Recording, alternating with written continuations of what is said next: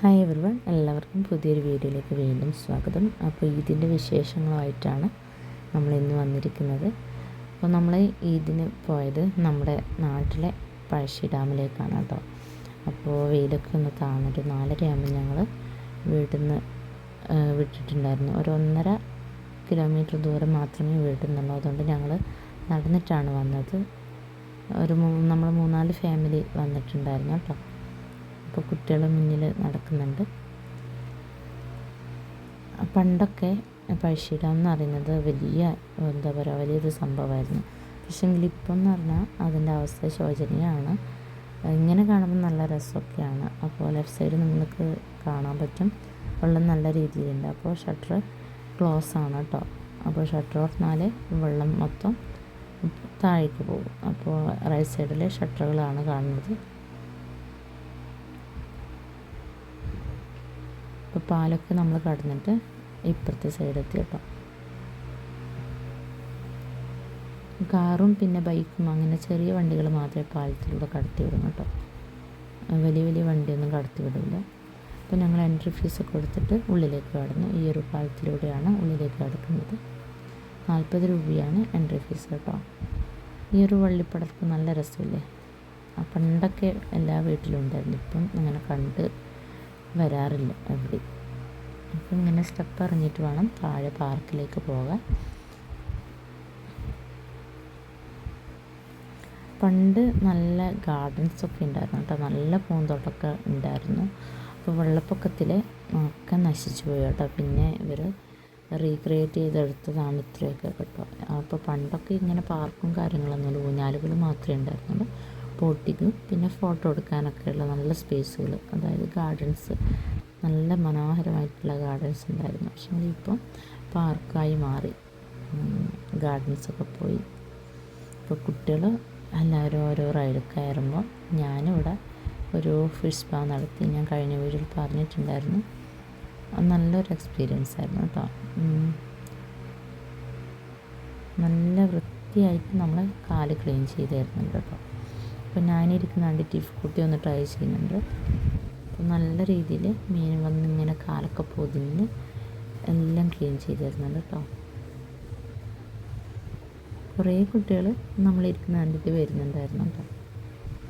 അപ്പോൾ അതൊക്കെ കഴിഞ്ഞിട്ട് പിന്നെ വീണ്ടും ഓരോ റൈഡുകളിൽ ഇങ്ങനെ കയറി ഇറങ്ങലാണ് കേട്ടോ. പാക്കേജുകളുണ്ട് ഇവിടെ. പക്ഷേ ഞങ്ങൾ പാക്കേജൊന്നും എടുത്തില്ല, കാരണം എല്ലാ റൈഡിലും ഇവർ കയറില്ല. ഇവർക്ക് വലിയ റൈഡുകളിലായിരിക്കും കയറാൻ ഇഷ്ടം. അപ്പോൾ നമ്മളെ ബഡ്ജറ്റ് നമ്മൾ നോക്കണം. അപ്പോൾ 50 അതേപോലെ 80 100 രൂപയൊക്കെയാണ് ഓരോ റൈഡിലും കയറാം. സിപ്ലൈനുണ്ട്, ആകാശത്തൊട്ടിലുണ്ട്, വേറെ തോണിയുണ്ട്, ട്രെയിനുണ്ട്, പിന്നെ എന്താ പറയുക, ജമ്പിങ് ഉണ്ട്. അങ്ങനെ പല റൈഡുകളുണ്ട് കേട്ടോ. കയാക്കിങ് ഉണ്ട്, ചങ്ങാടമുണ്ട്.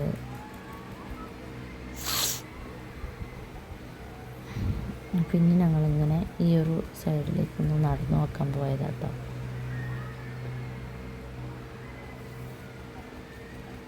നല്ലൊരു അസ്തമയം കാണാൻ സാധിച്ചു. അപ്പോൾ ഇതൊക്കെ പുതുതായി വന്നതാണ്. പണ്ടൊന്നും ഈ ഒരു സൈഡിലേക്കൊന്നുമില്ല, ഇങ്ങനെ മരങ്ങൾ മാത്രം ഉള്ളൂ കേട്ടോ.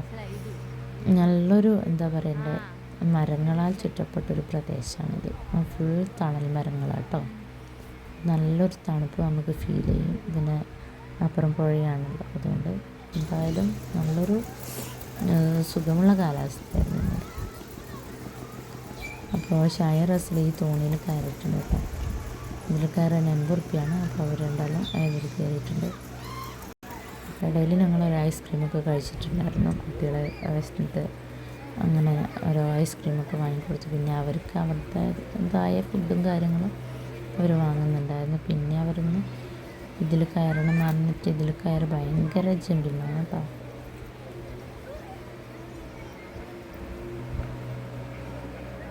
സമയമൊക്കെ രാത്രി ആളുകൾ വന്നുകൊണ്ടിരിക്കുന്നുണ്ട് കേട്ടോ. രാത്രി നല്ല രസമാണ്, ലൈറ്റ്സും കാര്യങ്ങളൊക്കെ ആയിട്ട്. ഈ ഒരു സംഭവം പുതുതാണ് കേട്ടോ. അപ്പോൾ പുതുതായി വന്നതാണ്. ഇത് എല്ലാ കുഞ്ഞുമക്കൾക്കും ഇത് ഒരു എന്താ പറയുക, കൗതുകം ഉണർത്തുന്നൊരു സംഭവമാണ്. നല്ല രസമുണ്ടായിരുന്നു ഇത്. എനിക്കൊരു എന്താ പറയുക, എനിക്കും കണ്ടപ്പോൾ ഒരു എന്താ പറയുക, വണ്ടർ തോന്നി. കാരണം നമ്മുടെ നാട്ടിൽ ഇങ്ങനൊരു സംഭവം വരുമ്പോൾ നമുക്കൊരു സന്തോഷമുണ്ടല്ലോ. ഞാനതുകൊണ്ട് ഹെൻസൂനെയും ഷെസൂനെയും അതിൽ കയറ്റിട്ടുണ്ടായിരുന്നു.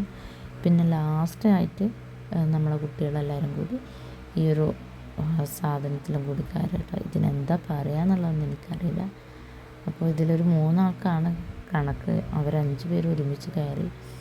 നല്ലോണം നമ്മൾ എഫേർട്ട് ഇടണം, എന്നാലേ ഇത് മുന്നോട്ടും ബാക്കോട്ടൊക്കെ പോകും കേട്ടോ. അപ്പോൾ അവർ ഇതുവരെ തിന്നതൊക്കെ ഇതിൽ എല്ലാം എന്താ പറയണ്ടേ ചിലവഴിച്ചിട്ടാണ് ഇവർ വന്നത്. അപ്പോൾ ലാസ്റ്റാണ് അവർ കുറച്ച് സമയം അധികം കൊടുത്തിട്ടുണ്ടായിരുന്നു കേട്ടോ. അതുകൊണ്ട് അവർ ഇഷ്ടംപോലെ ഈ ഒരു സാധനത്തിൽ കളിച്ചു.